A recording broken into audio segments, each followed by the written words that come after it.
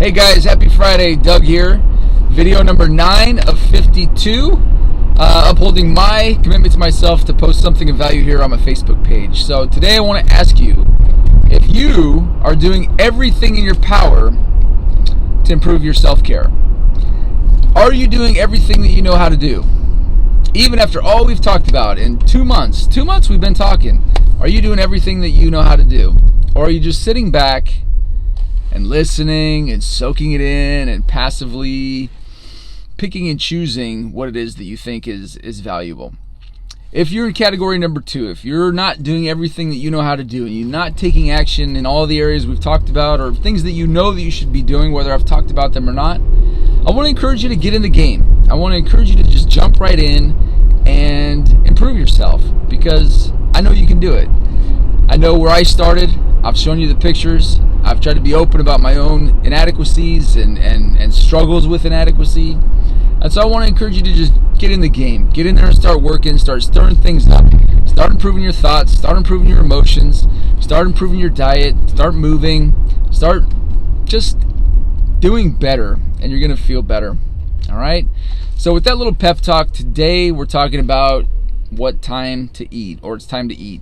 So if you'll recall, a few weeks ago, we were talking about Eat Right for Your Type. And basically I introduced the concept and really the book that I read that helped a lot, called Eat Right for Your Type, that talked about how each blood type, there's 4 major blood types, how each blood type deals with food and with digestion. And there is a set of highly beneficial foods, there's a set of neutral foods, and a set of avoid foods for every food group, regardless, or for each blood type. Okay, so in my case, I'm type A, and so I should be mostly vegetarian. So within the vegetarian diet, fruits, grains, pastas, breads, vegetables, all those things, there's highly beneficial, there's neutral, and there's also avoid. Okay, so and that follows suit for A, B, O, and AB, I think they are. Okay, so it's important to know your blood type. Really important that you follow that, because digestion, energy, processing of foods, recovery, all those things that you need to get from food are going to be handled by your blood type. So that's the review. All right, so today, that's what to eat. Today I want to talk about the timing of eat. And so a lot of us, if you're like, if you grew up like I did, or if you're like someone that I know, most of us have learned when to eat just based on how we were raised or what society tells us. 3 squares a day, wake up, eat your breakfast, have your lunch between, whatever time, lunch hour is at school, and then eat your dinner when you come home, and that's it. Okay? But I got to tell you, I'm in the car, by the way. You noticed that. I'm in the car because I don't have a lot of time today, but I'm coming back from my man Zach in Bristow, Virginia, who is helping me with some neck tension and muscle tension and releasing muscle strain and things like that. And he's also a naturalist, and he's a nutritionalist. He knows acupuncture, reflexology, and a lot of different modalities. And when I started seeing him about 2 weeks ago, he talked to me about the timing of eating. And what he was saying is, at some point, your body, as you get older, I'm not going to say as you get older, your body starts to complain a little bit.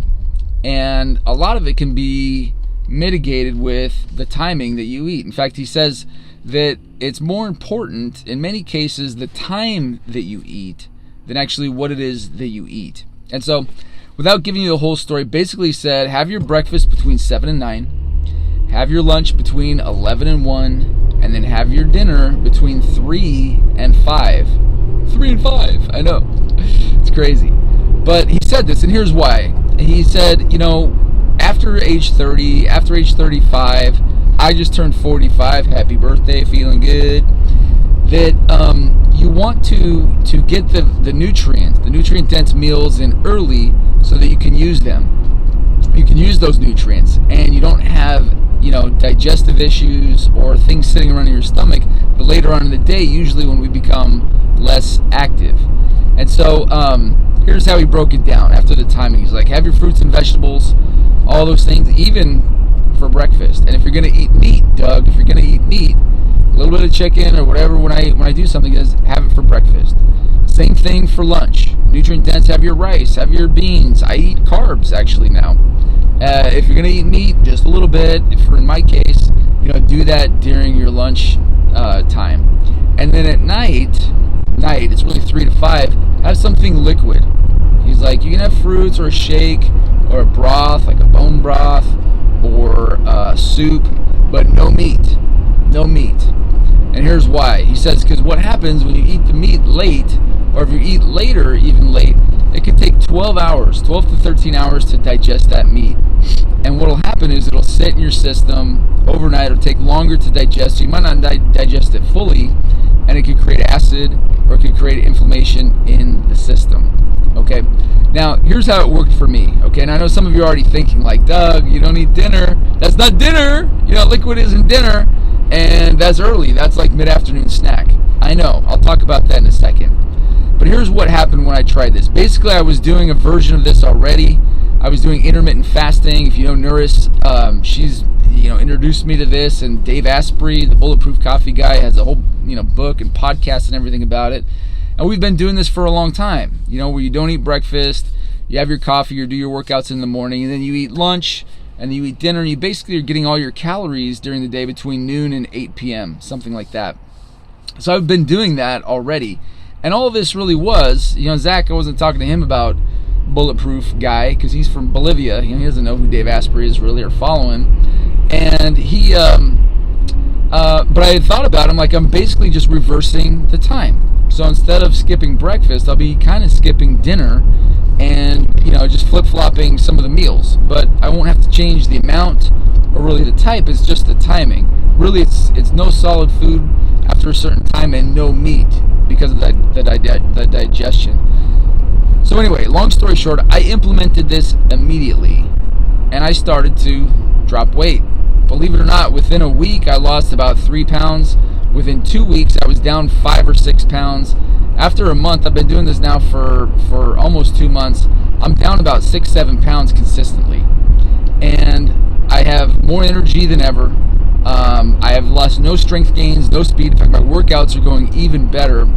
And what I've realized is that I have really optimized my digestion. So now that I've optimized the type of food that I've eaten, I've been doing that for years, with this change in timing, it's optimizing my digestion. And so those pounds, those weren't like muscle weight, or I haven't lost fat, but it's really water retention, it's inflammation in the body, and it's also undigested meat. A lot of times I was eating the chicken or the meat that I was going to have for the day at 7 or 7:30 or 6:30 at night, and I think it was just basically undigested, unused nutrients in my digestive tract. So big game changer for me. And I recommend that you really play with this. Even if you're less than 35, play with the timing of your food. Try this and see how it works. The first thing your brain is going to say, well, you're going to be low energy. No, it's not true. It's not true. You don't need 3 squares a day. You need to eat right for your type, and you need to have the timing locked in. Your body will do the rest. Okay, you've got energy for days. You can go a month without food. Did you know that? So you can definitely go 8 hours without food. Okay, you're conditioned to think differently, but your body knows better than your brain. Okay, the other thing you're going to think is like, well, dinner, what about, what if I go out to dinner, or if family time is dinner time, and that's where we're at too. And what I would say is this is just a recommendation for most of the time. This is what I do when I'm at home. Last week we were traveling. We spent 2 nights in San Francisco. I went to dinner with Nuris, and I went to dinner with the staff, and just made good choices, But it's overall, more days often than not, I'm stacking up this type of behavior, and so I've got, goodness in the bank. I've got good digestion in the bank, so that when I do have the meal or whatever, it doesn't really stick to me or doesn't impact me like that. And then with the social time, my kids are still, they're young. We're not doing this with my children. I've got 5, almost 5-year-old and a 7-year-old, and I'm not, we're giving them food. They need lots of nutrients. They need lots of different things all the time. And so where we were eating family dinner, what we found is that we can still connect. And even though I'm not sitting down to eat the same food as them, I can still be with them, and I can still sit with them, and I do my little broths and things with them. And so we can still connect, and it doesn't have to be over a burger. Okay? So I'm not really losing anything. In fact, I've gained even more. So, all right, guys, a little bit longer today, but I really wanted to stress these points to you. Timing of your food, like my buddy Zach said, many times is more important than what it is that you eat. Okay? Think about it. Digestion, timing, it's very important. Alright guys, that's my time. Happy Friday. Hope you got something out of this. Go after that goodness we're always talking about. It's in me, it's in you, so go after it with all you got.